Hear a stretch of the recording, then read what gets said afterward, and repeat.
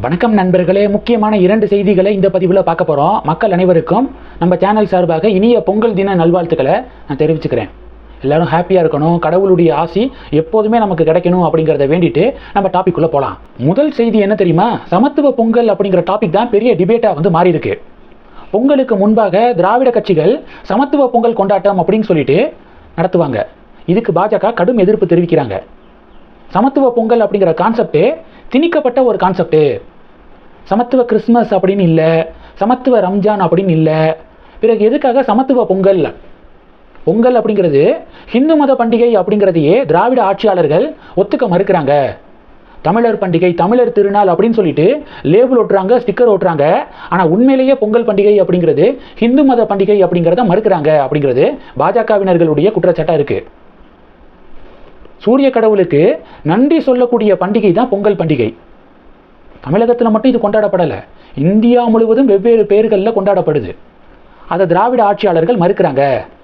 எப்படி முருகன் தமிழ் கடவுள் அப்படின்னு சொல்லிட்டு தமிழ்நாட்டுக்குள்ளேயே முருகனை சுருக்க பார்க்குறாங்கல்ல, அதே மாதிரி தான் பொங்கல் அப்படிங்கிறது தமிழர் பண்டிகை அப்படின்னு சொல்லிட்டு சுருக்க பார்க்குறாங்க. பொங்கல் செலிப்ரேஷன் நேற்று நடந்துச்சுல டெல்லியில், மோடி ஒரே வார்த்தையில் பதில் சொன்னார். குளோபல் ஃபெஸ்டிவல் பொங்கல் அப்படின்னு சொல்லிட்டு பதில் கொடுத்தாரு. அதுதான் உண்மை அப்படிங்கிறது பாஜகவினர்களுடைய வாதமாக இருக்குது. சரி, சமத்துவ பொங்கல் தான் நடத்துறீங்க. அந்த சமத்துவ பொங்கல் நடத்தும் போது அட்லீஸ்ட்டு ஷூ, செருப்பு இதெல்லாம் போடாமல் அந்த ரெஸ்பெக்டை கொடுக்கணும்ல. ஆனால் பாருங்கள், ஸ்டாலின் அவர்களிருந்து ஆரம்பித்து உதயநிதி ஸ்டாலின் அவர்கள், ராகுல் காந்தி அவர்கள் நீலகிரி வந்திருந்தார்ல, பொங்கல் செலிப்ரேஷனில் அவரும் பார்ட்டிசிபேட் பண்ணார். ஷூ போட்டுக்கிட்டு தான் அவர் அந்த பொங்கப்பானை பக்கத்தில் நிற்கிறாரு. இதனால தான் சமத்துவ பொங்கல் அப்படிங்கிறதையே பேன் பண்ணணும் அப்படின்னு பாஜக குரல் கொடுக்குது. நீதிமன்றத்தில் இது சம்பந்தமாக கேஸ் போடணும் அப்படின்னு பாஜக சொல்கிறாங்க. ஒன்று சமத்துவ பொங்கலை பேன் பண்ணுங்க, இல்லை நடத்துறீங்கன்னா ஷூ போடாமல் செருப்பு போடாமல் அதற்கான மரியாதையை வழங்குங்க. இது ஹிந்து மத பண்டிகை அப்படிங்கிறது பாஜகவுடைய பாயிண்ட்ஸாக இருக்குது. அவங்களுடைய மத பண்டிகையை சிறப்பாக கொண்டாடட்டும், மற்ற மதத்தினர் அதை ரெஸ்பெக்ட் பண்ணணும், மரியாதை கொடுக்கணும். இதுதான் செக்யூலரிசம். ஆனால் சமத்துவ பொங்கல் அப்படிங்கிற பேரில் ஒரு பெரிய திணிப்பு நடந்துருக்கு அப்படின்னு பாஜக சொல்ல, திமுகவினர் எதிர்ப்பு தெரிவிக்க இது பெரிய பஞ்சாயத்தாக மாறி இருக்கு. உங்களுடைய கருத்துக்கள் என்ன? சமத்துவ பொங்கலை பேன் பண்ணணும், இல்லைன்னா சமத்துவ பொங்கலுக்கான ரெஸ்பெக்டையாவது வழங்கணும். ஷூ போடாமல் செருப்பு போடாமல் பொங்கல் பாணி பக்கத்தில் நிற்கிற இந்த வழக்கத்தையாவது கொண்டு வரணும் அப்படின்னு பாஜக சொல்கிறத நீங்கள் என்ன நினைக்கிறீங்க? கமெண்ட் பண்ணுங்கள். ரெண்டாவது டாபிக் என்ன பார்க்க போகிறோன்னா, மத்திய அரசு அதிரடி அப்படிங்கிறது ரெண்டாவது டாபிக். பிரிக்ஸ் சம்மிட்டு இந்த வாட்டி இந்தியாவில் நடக்குது. 2026 பிரிக்ஸ் மாநாடை நம்ம இந்தியா நடத்துகிறாங்க.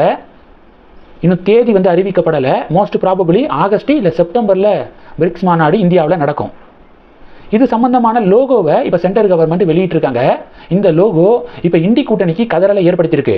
முதல்ல இந்த பிரிக்ஸ் கூட்டமைப்பில் உறுப்பு நாடுகள் எந்தெந்த நாடுகள் அப்படிங்கிறத பார்த்துடலாம். மொத்தம் 10 நாடுகள் உறுப்பினர்களாக இருக்காங்க.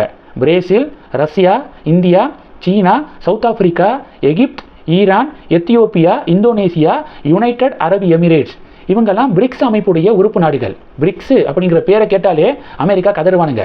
அந்த அளவுக்கு மிக பவர்ஃபுல்லான ஒரு அமைப்பு. இது சம்பந்தமான லோகோவை சென்ட்ரல் கவர்மெண்ட் வெளியிட்டிருக்காங்களா?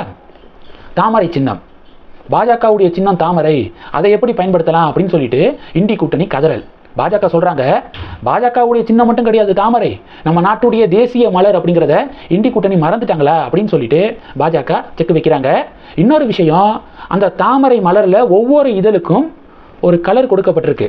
பிரேசில கிரீனில் ரெப்ரசன்ட் பண்ணியிருக்காங்க, ரஷ்யாவுக்கு ப்ளூ கலர் கொடுத்துருக்காங்க, இந்தியாவுக்கு சென்டரில் இந்தியாவுக்கு சாஃப்ரான் காவி கலரு, சீனாவுக்கு ரெட் கலரு, சவுத் ஆப்பிரிக்காவுக்கு எல்லோ கலர் கொடுக்கப்பட்டிருக்கு.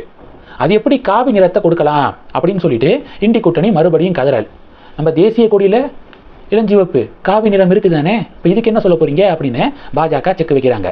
இந்த செய்திகளை பற்றி உங்களுடைய பார்வைகளை மறக்காமல் கமெண்ட் பண்ணுங்கள். தொடர்ந்து கணக்கில் இருங்க. அடுத்தடுத்து நிறையா பதிவுகளை பார்க்க போகிறோம். நன்றி. ஜெய் ஹிந்த்.